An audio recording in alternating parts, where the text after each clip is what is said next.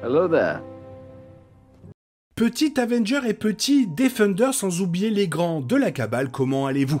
Et si Tony Stark avait déjà rencontré Kang? Ça laisse à réfléchir.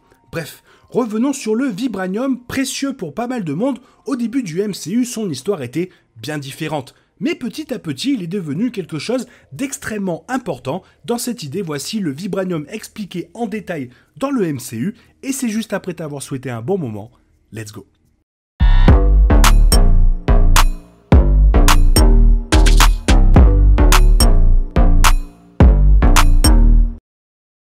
Le vibranium devait à l'origine être introduit beaucoup plus tôt, mais ses origines ont été modifiées pour les futurs projets MCU, contribuant ainsi à assurer un avenir meilleur à la ressource convoitée.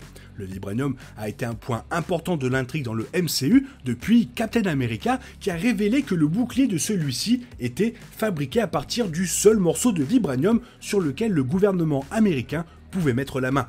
Mais ce n'est qu'après Avengers avec Ultron et Black Panther où sa signification a vraiment été explorée.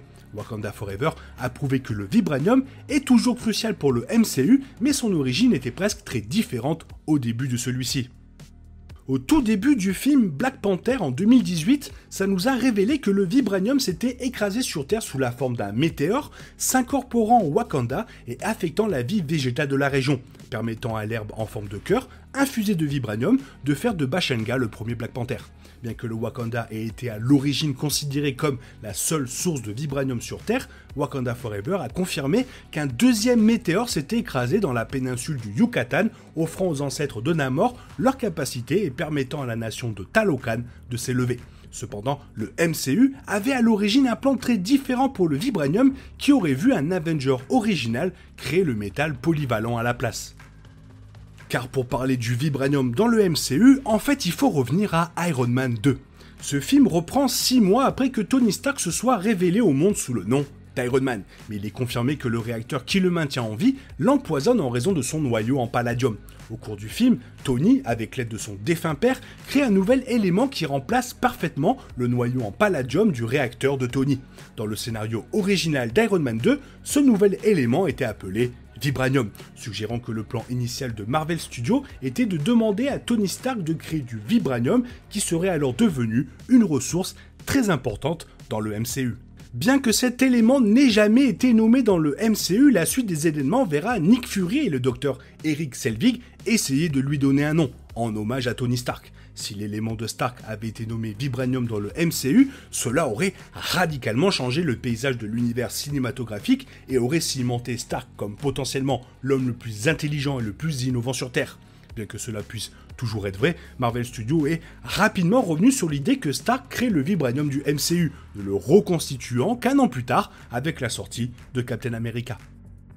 Et oui, peu de temps après que Steve Rogers ait assumé le rôle de Captain America pour le MCU, Howard Stark, le père de Tony, a fourni au nouveau héros un bouclier en vibranium, qui s'est révélé être très précieux. Ce fut un moment important, car il a non seulement marqué la première mention canon du vibranium dans le MCU, mais a également complètement reconstitué le scénario d'Iron Man 2. Il aurait été impossible pour Tony Stark de créer du vibranium au XXIe siècle s'il y avait déjà assez de vibranium pour fabriquer un bouclier pour Captain America dans les années 40. Ce rétablissement des origines du MCU pour le vibranium dans Captain America était la meilleure décision pour Marvel Studios. Tony Stark était encore assez intelligent pour créer son propre élément, ce qui a permis à son réacteur Arc de fonctionner correctement. Mais cela a également permis à Steve Rogers de devenir un héros plus substantiel. Il n'avait pas n'importe quel vieux bouclier, mais un en vibranium inestimable. Ce changement signifiait également que les futurs projets du MCU étaient plus libres d'explorer le mythe derrière le vibranium, qui est devenu très important lorsque Chadwick Boseman a fait ses débuts en tant que T'Challa alias Black Panther dans Civil War avant sa première apparition en solo pour Black Panther. Bon, on va pas se mentir, si Tony Stark avait créé du vibranium dans Iron Man 2, les ressources du Wakanda auraient été considérablement moins précieuses. Le but du secret du Wakanda dans le MCU est de garder le vibranium hors des mauvaises mains. Une noble cause comme le prouvent Ulysse Klaue et Ultron qui tentent d'utiliser le vibranium à leur propre fin néfaste. Le Wakanda est devenu un emplacement clé dans le MCU en partie à cause de son accès illimité au vibranium et de ses avancées technologiques en raison de la ressource. Donc, L'éliminer bien avant que le Wakanda ne soit introduit dans l'action réelle aurait été une grave erreur. L'introduction du Wakanda comme seule source de vibranium dans le MCU signifiait que la nation pouvait être intégrée dans la franchise beaucoup plus facilement puisque le vibranium est devenu une ressource sur laquelle de nombreux étrangers voulaient mettre la main. Alors le Wakanda a continué à recevoir des mentions dans divers projets du MCU. Le pouvoir du Black Panther est par extension le pouvoir du Wakanda dans son ensemble. Il a été introduit de manière transparente dans le MCU en mentionnant simplement que le costume de T'Challa était fabriqué à partir de vibranium. Le Wakanda continue d'être un emplacement important en raison de son accès au vibranium, et cela ne fait que croître à mesure que le MCU continue de se développer. Mais du coup, comment le vibranium est arrivé là? Les origines du vibranium dans le MCU auraient pu être aperçues lors de la phase 2. Dans le film Les Gardiens de la Galaxie, à un moment où l'équipe des gardiens nouvellement formée rencontre pour la première fois l'énigmatique collectionneur. Prévoyant de vendre leurs précieuses orbes, les gardiens reçoivent d'abord une leçon d'histoire concernant les pierres de l'infini, qui devenaient alors très importantes pour la suite du MCU. Là, les gardiens voient un court extrait d'un Céleste et sonnent le chercheur, utilisant la pierre de puissance pour anéantir une planète entière, et c'est ici que commence la théorie qui parle du voyage du vibranium sur la Terre. Cette théorie indique que le monde détruit par Esson le chercheur était composé de vibranium, et son utilisation de la pierre de puissance sur la planète a imprégné le sol de l'énergie de la pierre de l'infini. Après sa destruction, des météores de ce monde auraient alors pu traverser la galaxie et frapper la Terre, permettant au vibranium riche en énergie de s'implanter sur la planète et permettant ensuite aux nations du Wakanda et de Talokan de se développer séparément. De cette façon, la pierre de puissance aurait doté le vibranium de ses capacités remarquables et, par extension, aurait donné leur pouvoir à Namor et à la Black Panther. Car, on l'a déjà vu, les pierres de l'infini du MCU sont connues pour accorder des capacités à d'autres personnages, en les modifiant à un niveau physiologique.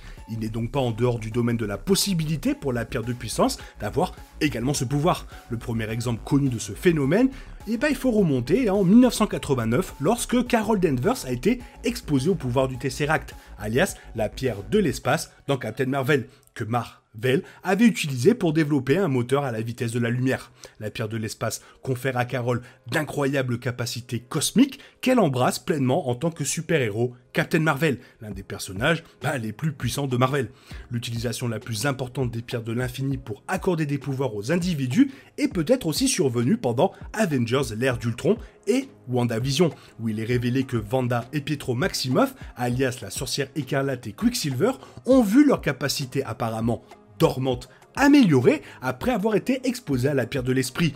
La pierre a permis à Pietro de se déplacer à des vitesses incroyables, tandis que Wanda a commencé son voyage pour devenir Scarlet Witch. Étant donné que ces pierres de l'infini pourraient offrir à d'autres héros des pouvoirs physiques permanents, il est possible que la pierre de puissance ait la même capacité. Car, comme nous le savons, les capacités de la panthère noire proviennent de l'ingestion de l'herbe en forme de cœur, une plante imprégnée du pouvoir du vibranium qui pourrait, à son tour, tirer son pouvoir de la pierre de puissance. L'herbe en forme de cœur et l'énergie cinétique de la panthère noire sont d'ailleurs violettes, et c'est d'ailleurs la même teinte que la pierre de puissance elle-même.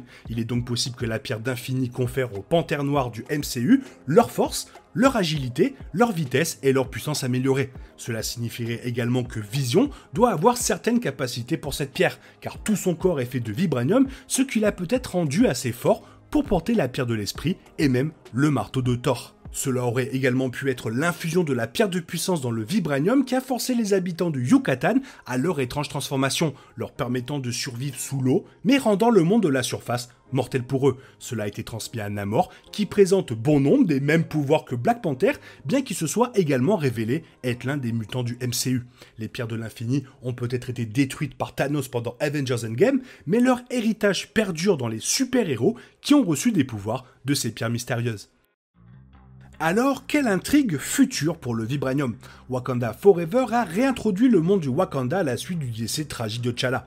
Alors que le projet de la phase 4 était plein d'émotions et de chagrin, il a également travaillé pour développer encore plus le mythe entourant le vibranium, en faisant ses débuts avec Riri Williams, alias Ironheart, une étudiante du MIT qui avait conçu un détecteur de vibranium pour la CIA. Wakanda Forever a teasé une bataille de style course au armement au sein du gouvernement pour voir quel pays pourrait mettre la main sur le vibranium en premier, ce qui pourrait devenir très important dans les projets de phase 5 comme Captain America New World Order et Thunderbolts.